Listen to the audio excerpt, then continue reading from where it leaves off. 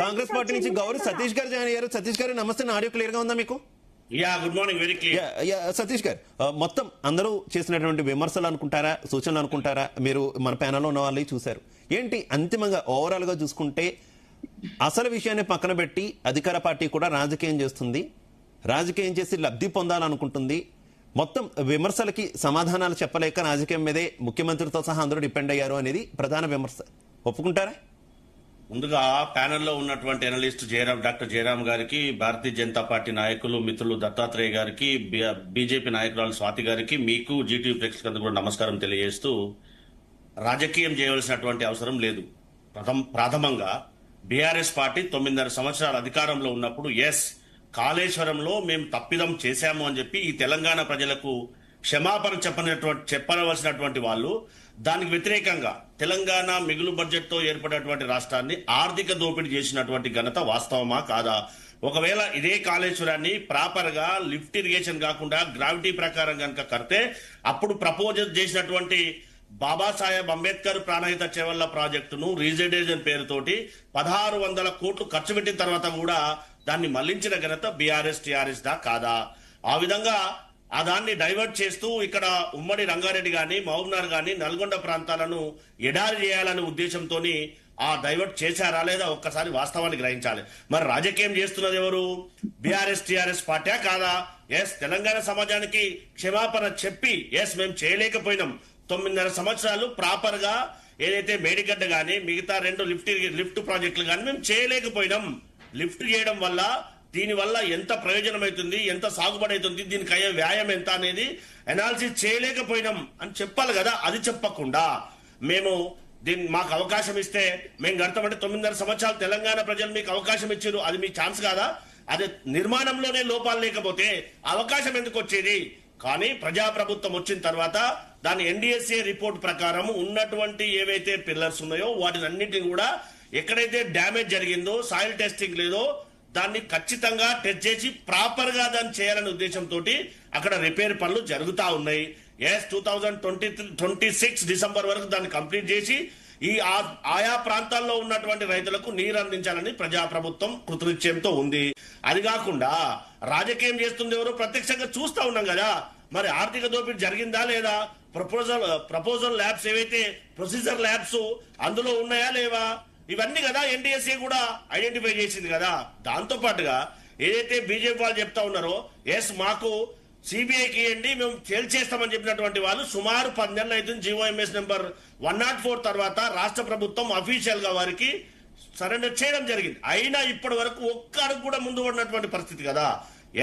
ఖచ్చితంగా ప్రజాప్రభుత్వం కాళేశ్వరం నుంచి పారుదల కావలసినటువంటి ప్రాంతాన్ని రిపేర్ చేసి ఖచ్చితంగా దాన్ని రిపేర్ చేసి ఆయా ప్రజలకు లాభం చేయడమే మా ఉద్దేశం. రాజకీయం చేస్తుంది బీఆర్ఎస్ అనేది ఒక్కసారి మనం అందరం కూడా గుర్తు పెట్టుకోవాలి. జరిగిన తప్పును అక్కడ నిర్మాణ విషయంలో రిటైర్డ్ ఇంజనీర్లు కానీ అప్పుడు డ్యూటీలో ఉన్నటువంటి స్ట్రక్చరల్ ఇంజనీర్ గారు ఇచ్చినటువంటి దాన్ని ఒకసారి గుర్తు చేసుకోవాలి కదా. అప్పుడు అధికారంలో ఉన్నటువంటి వాళ్ళు అది మర్చి ఇప్పుడు బట్టగాల్చి మీదేస్తే తెలంగాణ సమాజం అంతా కూడా గ్రహిస్తుంది. ఒక్కసారి ఆలోచన చేయాలి. ఏదైనా రిపేర్ చేయడానికి కానీ పెద్ద ప్రాజెక్ట్ కాబట్టి దాన్ని ప్రాపర్ గా టెస్టింగ్ చేసిన తర్వాత ఏది ఏ విధంగా చేయాలనేదే జరుగుతా ఉంది. దాంట్లో భాగంగానే రిపేర్ కూడా జరుగుతా ఉన్నాయి.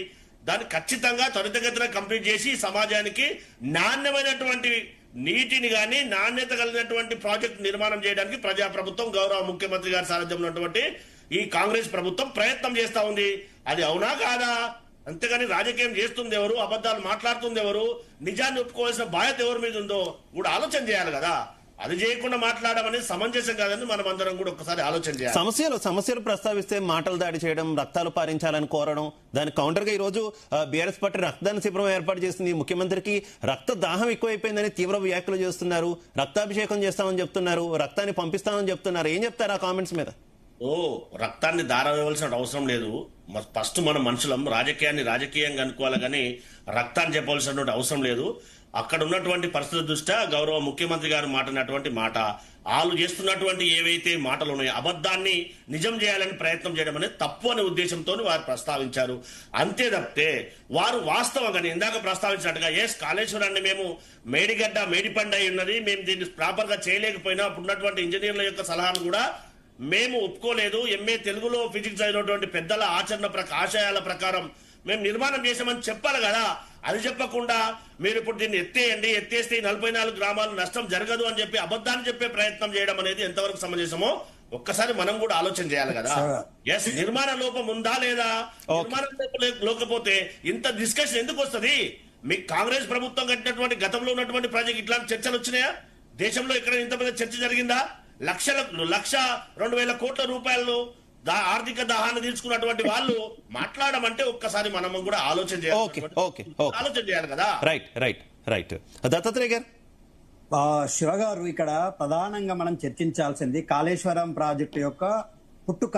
ఇవాళ వాళ్ళు మేము బీజేపీ నాయకులకు మరి అవగాహన ఉండి మాట్లాడుతున్నారో అవగాహన లేక మాట్లాడుతున్నారో, బీజేపీ నాయకులకు కాంగ్రెస్ పార్టీ నాయకులకు ఒక జీవిత కాలం పడుతుంది కాళేశ్వరం ప్రాజెక్టు పూర్తి వివరాలను అర్థం చేసుకోవడానికి. ఎందుకంటా ఉన్నామంటే, కాళేశ్వరం ప్రాజెక్టు తుమ్మిడిఎట్టి వద్ద కడతాము అన్నప్పుడు మహారాష్ట్ర ముఖ్యమంత్రిగా ఉన్నటువంటి ఫడ్నవీస్ గారు కానీ, ఆనాడు మహారాష్ట్ర గవర్నర్ గా ఉన్నటువంటి విద్యాసాగర్ రావు గారు కానీ, మీరు 52 మీటర్ల హైట్ నుంచి 4 మీటర్లు తగ్గించుకొని 42 మీటర్లకు కట్టుకుంటే మేము యాక్సెప్ట్ చేస్తాము అన్నారు. అదే విషయాన్ని పూర్తిగా ఇంజనీరింగ్ కమిటీ, ఏదైతే ఇంజనీరింగ్ కమిటీలో ఆనాడు సీరియస్ గా మెంబర్ గా ఉన్నటువంటి వ్యక్తి శ్యామ్ ప్రసాద్ రెడ్డి గారు నిన్న చాలా స్పష్టంగా ముఖ్యమంత్రి గారి మాట తీరుకు బాధపడుతూ ప్రెస్ మీట్ పెట్టి మరి చెప్పాడు. ఏమంటున్నాడు? ముఖ్యమంత్రి గారు రిటైర్డ్ ఇంజనీర్లనట వాళ్ళకు బెల్ట్ ట్రీట్మెంట్ ఇవ్వాలా అంటా ఉన్నాడు. అంటే ముఖ్యమంత్రి గారు, మీరు ఈ దేశానికి ఈ రాష్ట్రానికి వాళ్ళ ఇంజనీర్స్ గా